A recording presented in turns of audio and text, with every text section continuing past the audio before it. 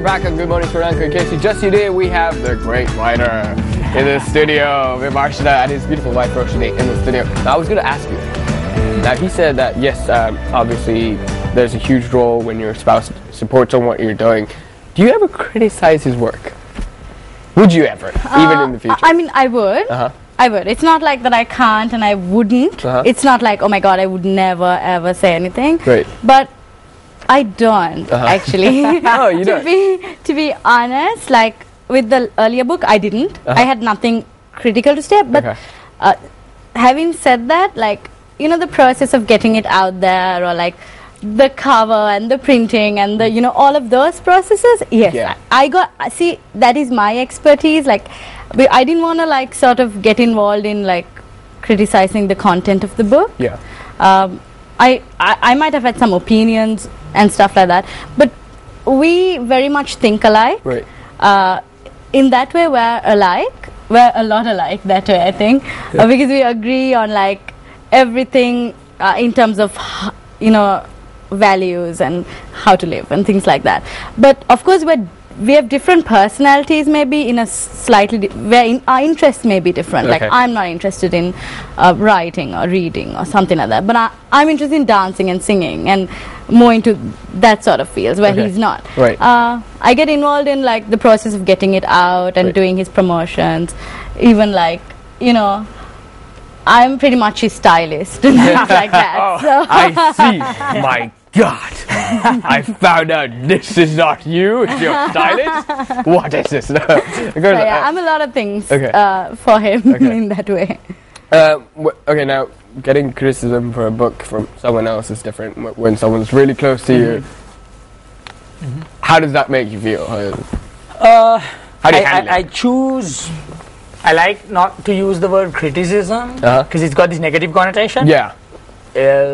It's your opinion. Yeah. And justify it, argue, and we move forward to the extent that there's a free flow of opinions which are justified, which are, you know, verified, which are well argued. Right. So yeah, I mean, if you write a book called A Critical Introspection and then expect everyone to accept you wholesale, there's something wrong there, right? So I'm just like, okay, you believe this, and obviously everyone has the entitlement to believe whatever they want and have their opinions.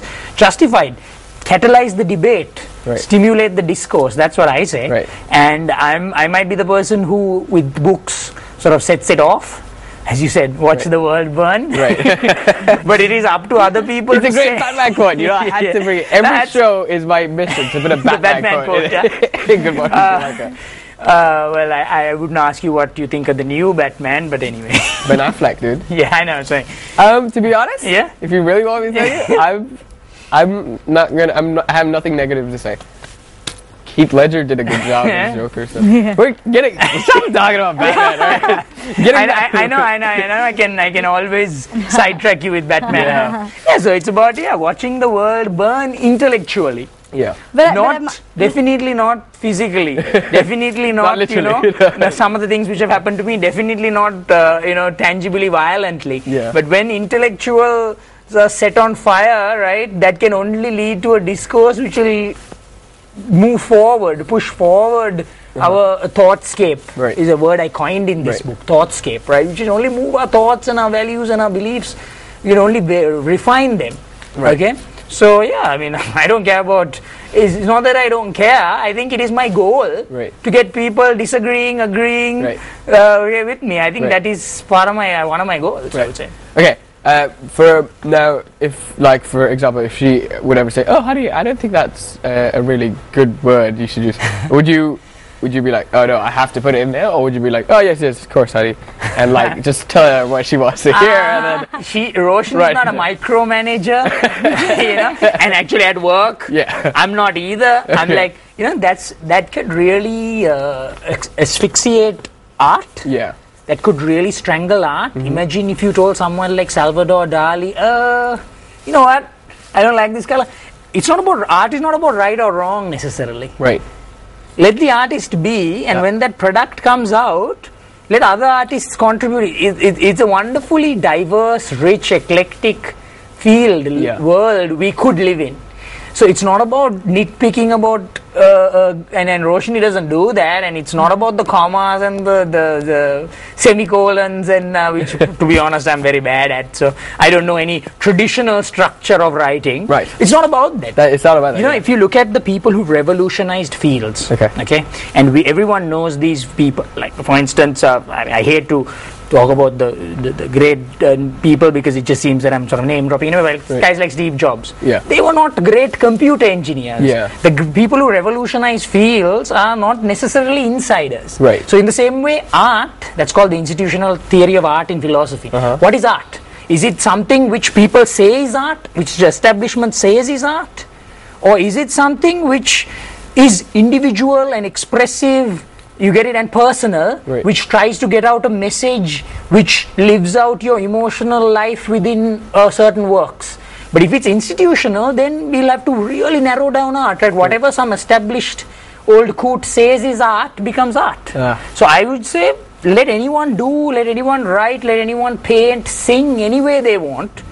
Let that go out into the thoughtscape and let the people decide if they like it. And whatever you do, there'll be a certain percentage of people. It's not about being mainstream. For me, it's not about being mainstream and, you know, loved by everyone, and, you know, it'll be amazing if there's one person who I can affect with this book. I have succeeded immeasurably for me. That's all I say. And I'm not going to be mainstream, you know, like this. I do what I can. I do what I'm passionate about, and let things fall where they may. That's what I say. But I need to add to that. You asked him, like, if he lets me sort of, you know, if I tell something, will he change? And he does. You know, a lot of people maybe watching may think he wouldn't, because like, you know, he seems like he would just whatever you know, sure, and just keep on doing what he does. But a lot of the time, you know, he does change. Like, maybe not his work. I'm not talking, because like I don't, as I said, get involved in like sort of criticizing his work. But when it comes to like our personal lives or any other like sort of aspect of the book, any other aspect of the book outside from the content, he does listen. You know, like, he does take my opinion. He doesn't just shut me out. So that's, I think, quite important to me. And that filters through to the writing. Yes, which is what I was trying to mention, because like, you have no, like, there's no bridge between your personal life and your work. It's all connected into one. You mess around with something there, you're messing with that as well. I can't speak for everyone, but for me, life is art, and the other way around. So it's just like, you know, one day this interview will find its way into one of my books. I'm very sure. Alright, the producer really wanted me to ask you, make sure you answer this question. Marshna, do you think parenthood would change the way you write? Oh my god. Should have put a drum roll there, Jason. Drum roll. We need a lot of drum rolls on this show. We've got us waiting for it, but it's not there. I'll put it this way. When I do become a parent, ask me back and I'll tell you. Good one. Okay, because I don't want to comment without living it. That's and I do plan on becoming a parent, so I'm sure you will be around, Jason. Here's Uncle Jason. Meet Uncle Jason on MTV. I'll be a pretty cool uncle. I'm sure you will, Jason. I'm sure you will.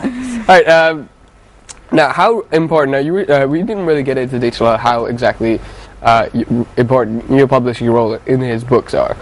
Tell me a bit about that. Alright, so how it worked for the earlier book was, and probably for this one as well. Once he completely finishes his entire book, that entails even the cover page and the dedications and everything, then I'm the one who finds proofreaders for him. I sort of do all of that, you know, putting together, and I help him with even like if the cover page is alright, are the reviews okay, which ones are we choosing for the reviews, and things like that. What is the back cover picture? We get involved, I get involved in, so all of that, right? And in terms of the launch, I organize that as well. So, and in terms of printing, when it comes to printing, obviously, it's a good thing that, see, the fact that we're married and we're working together helps, because we go together for everything, rather than an outside publisher or a publicist working with him. We went to this book, when we were printing it, we went together and proofread it and looked at the prints. I'm the one who sort of pushes for things to get done when it comes to things like that, because he's very he's a nice guy, like, oh no, it's okay, it's fine, and more it's alright. I can never push for things. That is just one thing. He can do everything else, but that is one thing he cannot do. Even like anywhere we go, I'm the one who does like that part. Even like we travel a lot, so like even when we travel and stuff, I sort of book the tickets, I do everything. I pack for him. He doesn't even know like what he Poor takes. phone manner and lazy. So I makes a real man. Yeah, so even with the book, it was like that. It was just like our personal life, where I did like the pushing of, okay, I need this done like this. No, this is not okay. You know, I needed change. You have to give me another print. You have to give me 15 extra books. You know, because there are going to be like, you know, rejects. You know, things like that. He sits there, and then I'm the one who sort of basically someone like a hardcore manager, this everything else, and is also your wife. Basically, if she weren't around, the book would still be a manuscript. Okay, Jason, I wanted you to do one thing. Just about, she said about dedication. It's a very simple one-liner. If you can just read the dedication in the book, and I think that means a lot to me sentimentally. Yeah, so I signed it out to you. GMSL, keep up the good work. And you've signed it. Yes. My God, is this for us? Yes, it is for you. I feel honored. Hey, everyone out here, we got a book. Woohoo! Now everyone's just we're all gonna sit around in a circle. The cameraman, me, the producer, we're gonna open it and we're gonna read it together. But Jason's taking it home. So welcome. It was really amazing. I also wanted to speak about the back of the book. I was curious, like when you said before you launched the book, this was already written. So you actually had first, like people actually read it. We did. We actually chose a few people to read it, and we wanted their honest opinion. We didn't want sort of everyone saying, "Oh my God, this is an amazing book." You know, kudos to the writer. We didn't want that, so we gave it to a few. It wasn't only 3 people who we gave it to. We gave it to a few, and then we chose the 3 that we wanted to put on. And as everyone can see, we also put like a negative one, which we got, because we wanted to be honest, and because everyone's going to realize after they read it there would have been negative comments anyway. So that's cool. Would you be doing the same thing with the new novel that you're coming out with? Maybe I should be on that list of reading it. It's like this. The novel that I'm writing is for an international market as well. Not saying it's not for Sri Lanka, but it's for everybody. So I am going to get it published throughout the world. So then once you get it published like that, it's sort of the newspaper reviews that come, and it's sort of a very formal process there.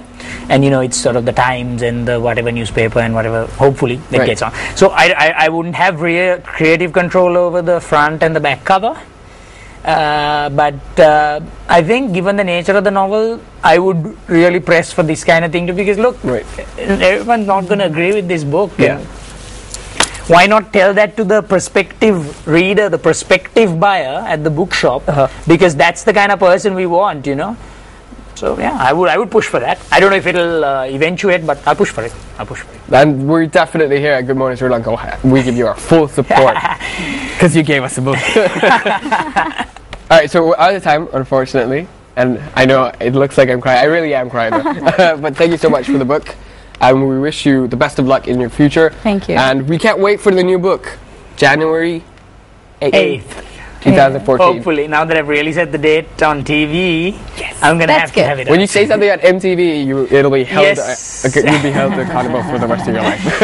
All right, thank you so much again for being on the show. And we wish you the best of luck. Thank you, Jay. All right, so this has been Good Morning Sri Lanka. If you want to know more information about Vimarshana and his writing skills and his books and his wife, you can email us at mtvsports@maharaja.lk. Also, visit our Facebook page on www.facebook.com/Good Morning Sri Lanka. This is the best day of my life. All right, you have a great day.